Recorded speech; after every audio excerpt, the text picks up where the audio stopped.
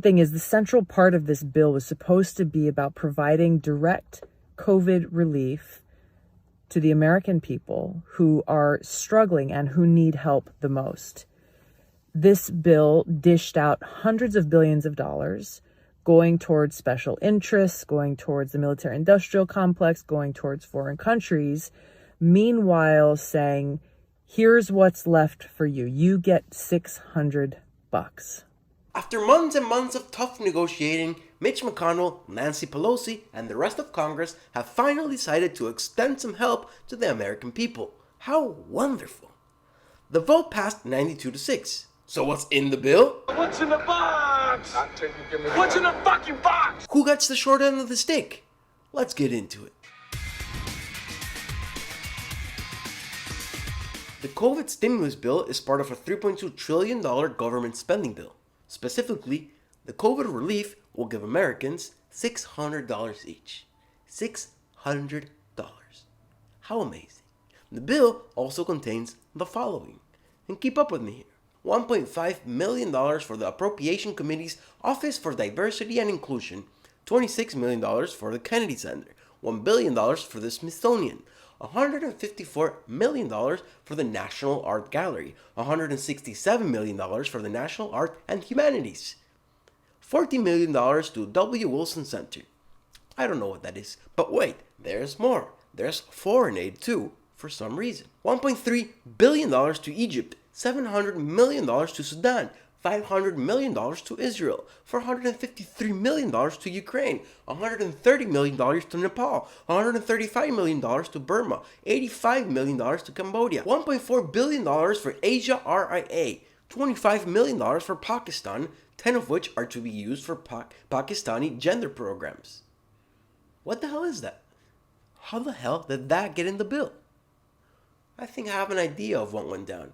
Probably went something like this. Rashid, how will we raise the money for the bombs for Al-Qaeda?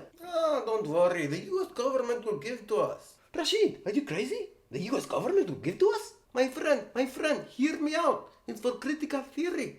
We need to tell the US government it's gender programs, gender equality. Rashid, it worked. They gave us the money. So you may be asking yourself, who voted for this bill? And unfortunately, the answer is basically every member of Congress, Republican and Democrat. The bill passed, as I told you before, 92-6.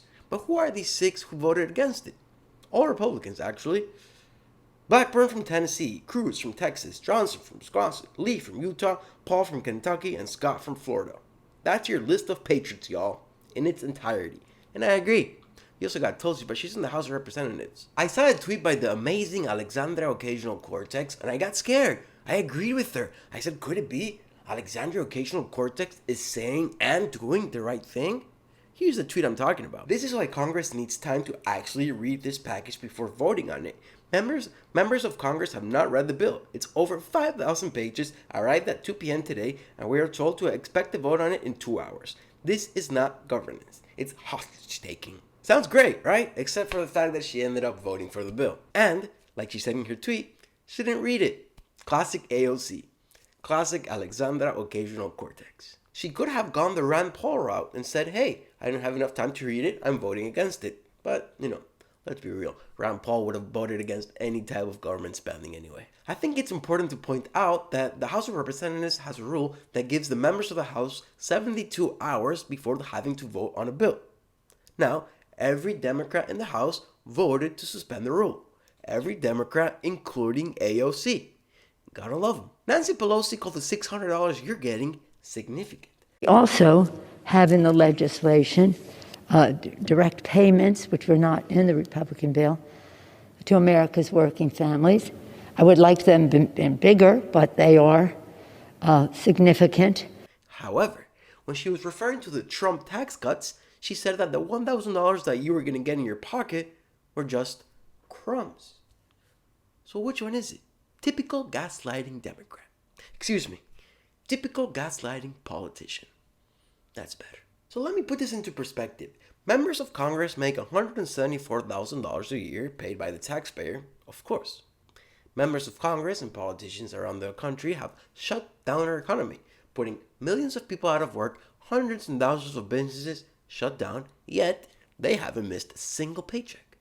This bill was 5,000 pages long. The only short bills they pass is so the government doesn't shut down, which actually means it's that so they don't miss a paycheck. And what do you get out of this? What do I get out of this? $600. Can I have some soup, sir? Please. It's been a couple of days. No, peasant! Ah! Even worse, the dollar is going to lose a lot of value. Were you aware that in the last year, the United States printed 35% of all dollars in history? You know what that's going to do to the dollar? It's going down, down. It's going down, son. Hope you got your gold. Hope you got your Bitcoin. And you know what? I bet a lot of these politicians sit on the boards of the companies and the museums who are getting a lot of these millions and billions of dollars from the stimulus relief. We're seeing the largest transfer of wealth in human history. And it's not just the billionaires, the Waltons and the Jeff Bezoses, who both made over $90 billion during the pandemic. It's not just them. Now the politicians are getting their cut too.